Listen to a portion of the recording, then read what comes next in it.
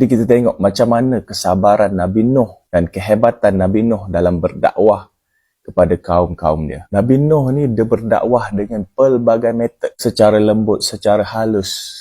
Setiap masa Nabi Nuh berdakwah kepada kaum dia dengan memberi janji-janji kebaikan kepada kaum-kaum dia. Tak nak dengar juga. Nabi Nuh memberi ancaman kepada kaum-kaum dia pun tak nak dengar juga. Kaum Nabi Nuh ni kaum yang sangat degil kepada Allah Subhanahu Wa Taala. Apabila Nabi Nuh berdakwah kepada kaum dia ni sampai tutup telinga tak nak dengar dakwah Nabi Nuh AS.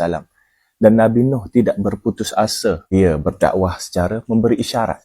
Apabila Nabi Nuh berdakwah secara bahasa isyarat, kaum Nabi Nuh ambil baju-baju dia, tutup kepala, tak nak dengar dakwah dan tak nak melihat Nabi Nuh AS.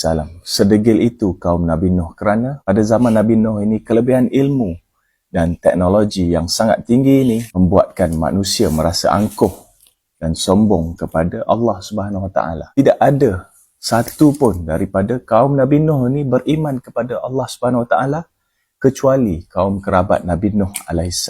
Apabila sekian lama Nabi Nuh berdakwah kepada kaum dia tak nak mendengar dakwah Nabi Nuh ni, Nabi Nuh berdoa kepada Allah Subhanahu Wa Taala. Sebab setiap Nabi dia beri doa yang khusus dan doa tidak akan ditolak oleh Allah Subhanahu Wa Taala ni.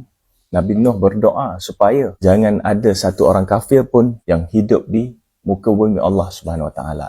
Dan Allah Ta'ala memerintahkan Nabi Nuh untuk membina kapal. Apabila Nabi Nuh bina kapal di tengah-tengah kaum dia ni cakap Nabi Nuh sudah gila. Dan bukan sekadar menghina Nabi Nuh.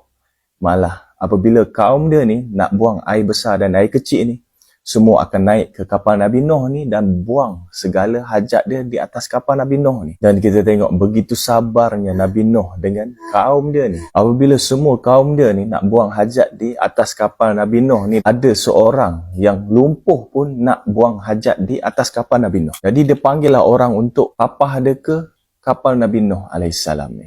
Apabila dia buang hajat di atas kapal Nabi Nuh ni, dia tergelincir di atas kapal Nabi Nuh ni. Apabila dia tergelincir di atas kapal Nabi Nuh ni, lumpuh dia sembuh. Apabila lumpuh dia sembuh, dia turun daripada kapal Nabi Nuh ni. Orang yang bawa dia tadi, dia cakap, kamu lumpuh tadi, kenapa kamu sembuh?